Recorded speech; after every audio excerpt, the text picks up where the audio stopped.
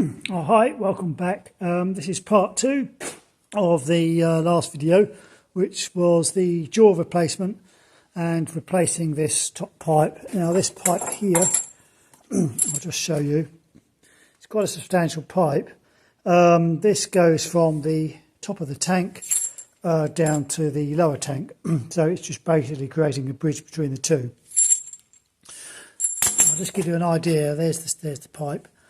This pipe on its own was 150 quid, so quite expensive. So my job now is I've got to fit this inside here, which I'll just open up now.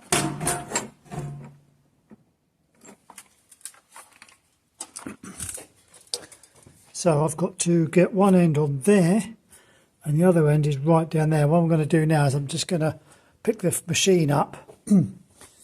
I've got to pick the machine up so that I can get to this coupling on here. It's right down on the floor. But if I can just tilt the machine forwards, I should be able to get a better grip on that.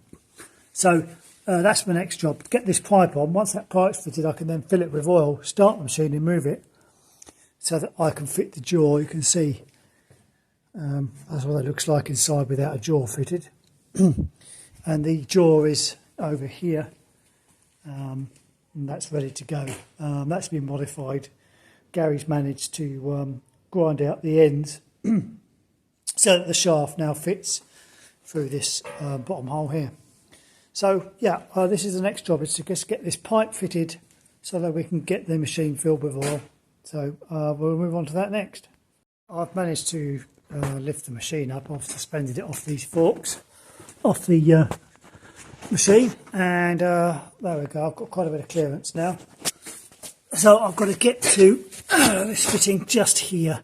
So I'm going to try and get that on first, poke the wire up through under, sorry, not the wire, the pipe up through there, and then I can get the machine filled with oil.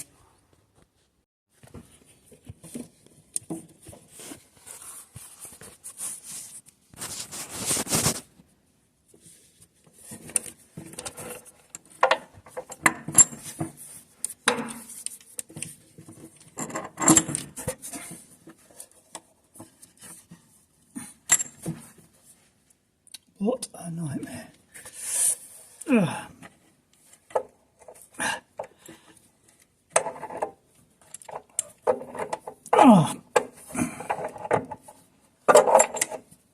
This is the first pipe I've ever had to replace of this size on this machine, and I hope it's going to be the last, because this couldn't be more awkward if it tried.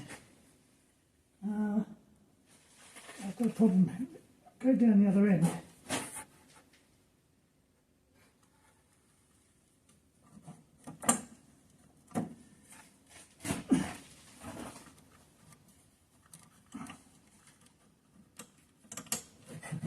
Right, hopefully there's enough clearance there now. I just couldn't get it to go further down the machine. Right. The next job, I've actually got to get it connected on, which is not going to be easy. I've got to try and twist this on an angle it doesn't want to go on. Trying to do this one-handed is not easy. I think I'm going to have to push the top of the pipe over with something in order to get that to fully engage. And what I've done in the past is I've used a spanner to just push over on the pipe.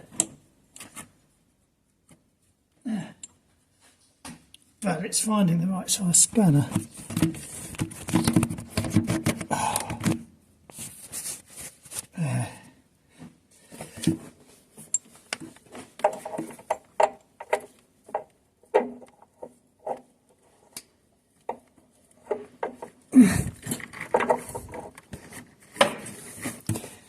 Well, I think what I'll do is I'll connect the bottom first, and then I'll come back to the top one. Right, at last I've fitted that pipe. That's taken me the best part of an hour. If I take this off, if I take this off, if I take this tank, not out, but if I'm to undo it.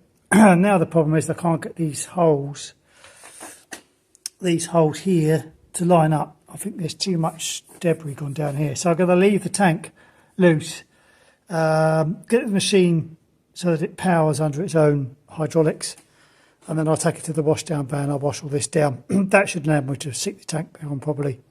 I've got to wash it down anyway because it's covered in hydraulic oil. So that was a worst pipe I think I've ever had to fit. It was just yeah, I managed to smash the top of my thumb as well doing that. Anyway, right, so now I'm going to fill this with hydraulic oil, get the machine tracked, and then once I've got the machine tracked I can start fitting the jaw.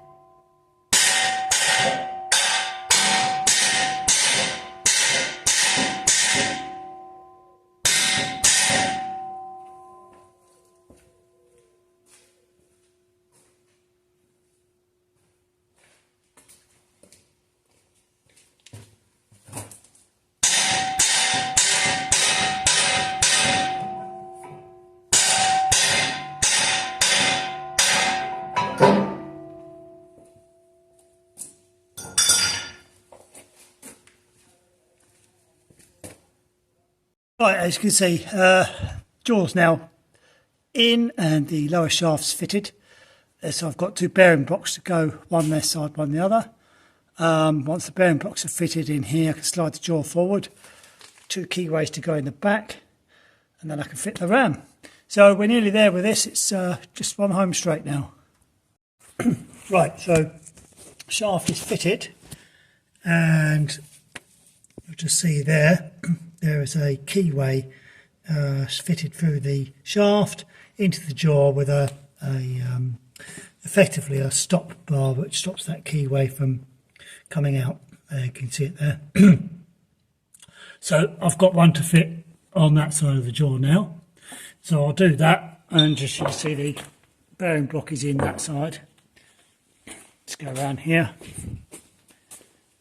And I've got the bearing block in this side. So we're nearly at a stage to fit this top ram.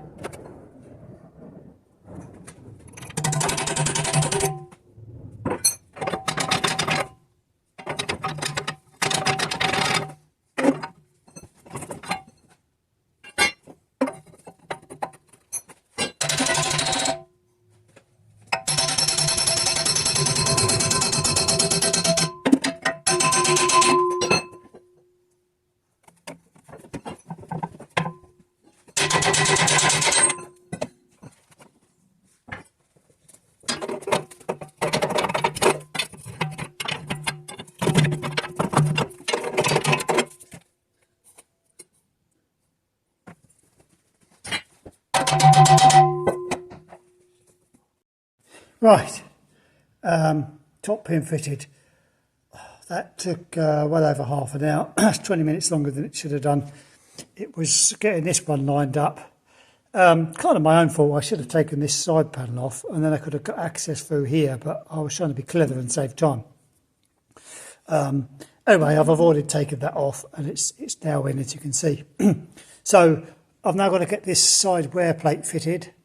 Once the side wear plate's fitted, I can drop this curvature plate down, fit the screw bar, and then, good as gold, it should be up and running. Good news and bad news. So machine is back together. Drawers all fitted. I've just had the machine running for 10 minutes, not full revs. And if you look over here, oil leak. Now the annoying thing is, I did replace a very large hose in here, you may recall, that had got a split in it. I was hoping that that was the cause of the leak, but it's actually coming from the hydraulic pump. This pump has got a join between the second stage and the main stage, and it's leaking from that join. Whether it's the seal gone, I don't know. So, unfortunately, this machine's not going to be ready for going on hire. I'm going to order a pump now and get the machine, the engine out and get a new pump fitted. But for the main time, for the time being I should say, at least the drawers fitted and in. I've also got to turn this hop around because what's happened, someone's unbolted it and swapped it round the other way. I don't know if you can see that there, you can see it should be facing the other way as it is on this machine. So there's another job I've got to do. A hirer's obviously not been able to work on the right side of the pile, so they've just swapped the hop around. Right, anyway, that's as you see, the video's done for the jaw, and I'll catch you on the next one. Thanks a lot, bye.